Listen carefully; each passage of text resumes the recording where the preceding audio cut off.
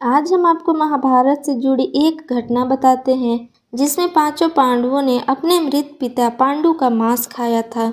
उन्होंने ऐसा क्यों किया, यह जानने के लिए पहले हमें पांडवों के जन्म के बारे में जानना पड़ेगा।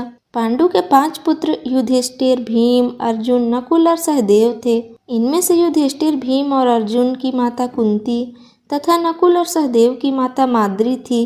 पांडु इन 5 पुत्रों के पिता थे, पर इनका जन्म पांडु के वीर्य तथा संभोग से नहीं हुआ था, क्योंकि पांडु को श्राप था कि जैसे ही वो संभोग करेगा उसकी मृत्यु हो जाएगी। इसलिए पांडु के आग्रह पर यह पुत्र कुंती और माद्री ने भगवान का आवाहन करके प्राप्त किए थे। जब पांडु की मृत्यु हुई तो उसके मृत शरीर का मांस 5 भाइयों ने मिल बांट कर खाया था। उन्होंने ऐसा इसलिए किया क्योंकि स्वयं पांडु की ऐसी इच्छा थी। चूँकि उसके पुत्र उसके वीर्य से पैदा नहीं हुए थे, इसलिए पांडु का ज्ञान कौशल उसके बच्चों में नहीं आ पाया था। इसलिए उसने अपनी मृत्यु पूर्व ऐसा वरदान मांगा था कि उसके बच्चे उसकी मृत्यु के पश्चात उसके शरीर का मांस मिल बांट कर खा लें, ताकि उसका ज्ञान बच्चों में स्थानांतरित हो जाए। पांडवों द्वारा पिता का मांस खाने के संबंध में 2 मान्यता प्रचलित है। प्रथम मान्यता के अनुसार मांस तो 5 भाइयों ने खाया था, पर सबसे ज्यादा हिस्सा सहदेव ने खाया था, जबकि एक अन्य मान्यता के अनुसार सिर्फ सहदेव ने पिता की इच्छा का पालन करते हुए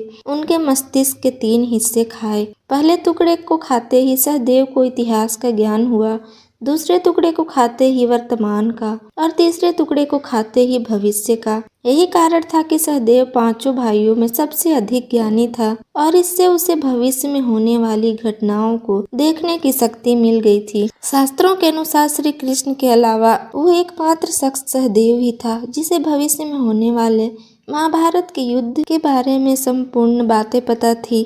श्री कृष्ण को डर था कि कहीं सहदेव यह सब बातें औरों को ना बता दे, इसलिए श्री कृष्ण ने सहदेव को श्राप दिया था कि यदि उसने ऐसा किया तो मृत्यु हो जाएगी।